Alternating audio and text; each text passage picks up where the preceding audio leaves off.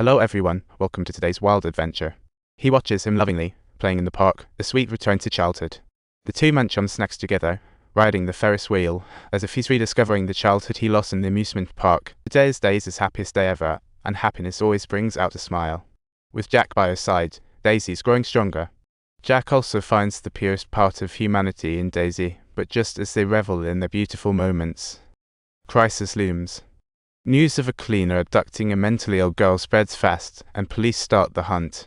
Yet the reality of their escape is nothing like the speed and passion you see in movies. Jack crashes through several obstacles, while Daisy is back there. To Daisy, it's just a thrilling chase game. She even waves to the police, thinking, "Hello, I'm innocent." Luckily, Jack floors the gas and shakes off the police car. At night, they finally pull over to rest. Just as Jack had just closed his eyes, Daisy suddenly wakes him up abruptly. However, at that very moment, the police have quietly arrived at the back of the car, and Jack quickly ducks into the cupboard. Daisy calmly opens the door and tells the police, "My boyfriend saw you and ran into the woods." The police don't buy it, so they call Daisy down and get in their car to search for Jack. Good thing they didn't open the cupboard.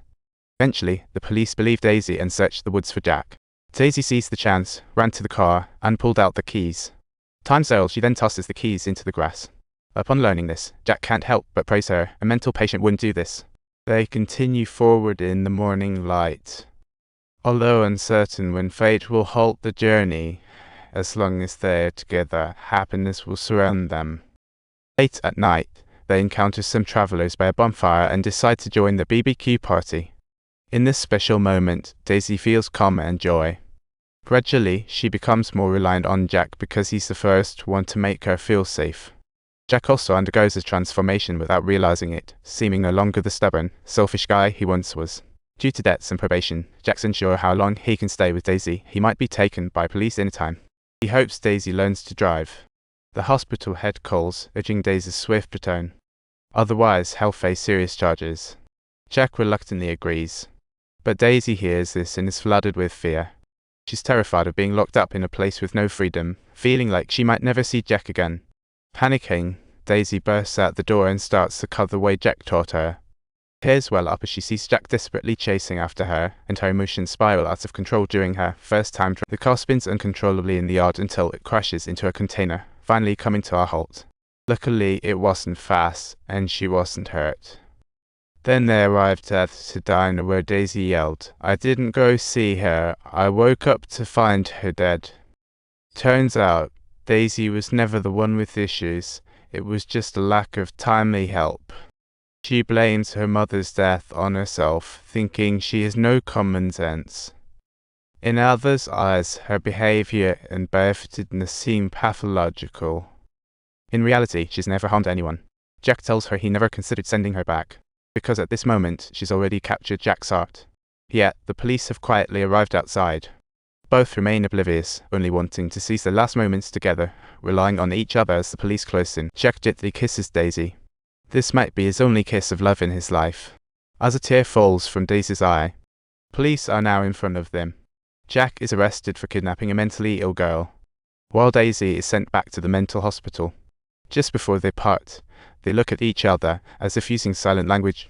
In this moment, Jack expresses her endless attachment and reluctance. Jack ultimately ends up in prison. To save her son, Jack's mother hopes her husband will step in to help. But Jack's father is very reluctant. Eventually, the mother can't help but say, "You can fall 1,000 times, but a parent's palm will always be your parachute for the 1,001st fall." Jack turns around, and his parents appear before him, instantly dispelling any past rifts between them. After getting out, Jack receives $1 million check from his father, but his first thought isn't to splurge, it's to take Daisy away from the mental hospital. But when he rushes to the hospital, he's cruelly turned away by the director and security. Meanwhile, Daisy, having heard that Jack came for her, can't sit still anymore. She wants to go out but is stopped by the nurses. Meanwhile, after being rejected by the director, Jack comes up with a crazy idea. So he heads to the train station, disguising himself as a mentally ill person.